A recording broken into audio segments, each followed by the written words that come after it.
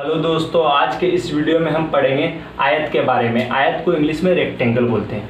आयत का परिभाषा जानेंगे, साथ ही साथ जानेंगे आयत का क्षेत्रफल का फॉर्मूला, परिमाप का फॉर्मूला और विकर्ण का। उसके साथ साथ आयत की भुजा तथा कोण के बारे में समझेंगे कि आयत के चारों कोणों का मान कितना होता है। उसके बाद आयत की भुजा की लंबाई जो है उसमें लंबाई कौन होगा, चौड़ाई कौन होगा। उसके साथ साथ एक आयत का लंबाई 10 मीटर है और चौड़ाई 5 मीटर है, तो आयत का क्षेत्रफल निकालें। मतलब एक ही वीडियो में आपको पूरा आयत से रिलेटेड बेसिक जानकारी मिल जाएगी, ताकि आपको दूसरा वीडियो देखना ना पड़े।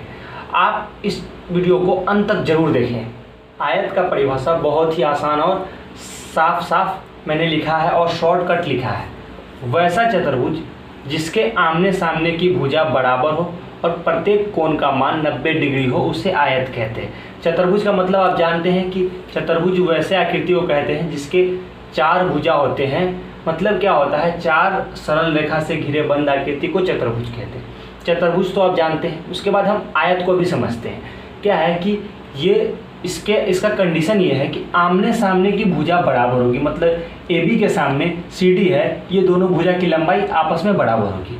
उसके बाद एक भुजा AC है, एक भुजा BD है, ये दोनों भी आमने सामने हैं, इसलिए ये भी भुजा इसके बराबर होगी। मतलब इसके भुजा की लंबाई AC के लंबाई BD के बराबर होगी। ये समझ में आ गया। और इसके प्रत्येक कोण का मान 90 डिग्री होगा। कितना डिग्री होगा? 90 डिग्री होगा। ये समझ में आ गया कि इसके प्रत्येक कोण 90 डिग्री से कम नहीं होंगे, सिर्फ और सिर्फ 90 डिग्री ही होंगे। उसके बाद इसके चारों कोणों का मान 360 डिग्री होगा। क्या होगा? 360 डिग्री। अब इस आयत में क्या होता है कि 2 विकर्ण होता है, एक P से लेके S तक और एक Q से लेके R तक। अगर इसमें बोले इस आयत में तो A से लेके D तक और B से लेके C तक। अब इसका हम थोड़ा विकर्ण के बारे में थोड़ा समझते हैं। ये विकर्ण जो होता है, जो BC विकर्ण है और एक AD विकर्ण है, ये दोनों आपस में बराबर होंगे। उसके साथ साथ क्या होगा कि यह एक दूसरे को समद्विभाजित पर काटता है। मतलब ये जो विकर्ण है बराबर पे काटता है। यहाँ पे भी ये विकर्ण है, ये बराबर पे काटता है। तो आप समझ में आ गया कि और इस जो ये आयत है, जो सबसे बड़ी भुजा होती है उसको लंबाई से जानते हैं, और जो छोटी भुजा होती है उसे चौड़ाई कहते हैं। आयत में 2 चीज़ होता है, एक लंबाई होता है, इसको हम लंबाई कहेंगे, ठीक है, इसको हम चौड़ाई कहेंगे, ठीक है। आयत का क्षेत्रफल निकालना हो उसके लिए हम ये फॉर्मूला का यूज करेंगे, लंबाई गुने चौड़ाई। आयत का परिमाप निकालना होगा तो 2 इंटू लंबाई प्लस चौड़ाई का इस्तेमाल करेंगे। अगर आयत का विकर्ण हमको निकालना होगा, ये जो विकर्ण है, अगर इस विकर्ण को हमको निकालना होगा तो उसके लिए हम क्या करेंगे, हमको लंबाई और चौड़ाई मालूम रहेगा, तो रूट अंडर लंबाई का स्क्वायर प्लस चौड़ाई का स्क्वायर, इस फॉर्मूले का इस्तेमाल करके हम आयत का विकर्ण निकालेंगे। अब हम क्षेत्रफल को समझते हैं कि क्षेत्रफल किसे कहते हैं। कोई भी आकृति जितना जगह छेदती है ना, उसको उसका हम क्षेत्रफल कहेंगे। क्या कहेंगे? जो आकृति जितना जगह ऑक्युपाइड करती है, जितना जगह लेती है, उसको हम उसका क्षेत्रफल कहेंगे। मतलब ये जितना जगह ले रहा है इसको हम निकालेंगे, इसका मतलब हम आयत का क्षेत्रफल निकाल रहे हैं, जितना जगह लेगा। अब हम परिमाप को समझते हैं। परिमाप का मतलब होता है कि चारों किनारा का जोड़ को, मतलब ये हुआ किनारा के जोड़ को हम परिमाप कहते हैं। ये जो किनारा है, इस किनारा के लंबाई को अगर हम जोड़ देंगे एक साथ तो वह उस आकृति का परिमाप कहलाता है। विकर्ण क्या?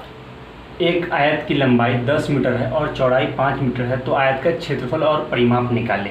तो ये एक आयत है, ठीक है, इसकी लंबाई को हम 10 मीटर मान लेते हैं। क्या मान लेते हैं? 10 मीटर है, ठीक है, यहाँ से यहाँ तक 10 मीटर है, ठीक।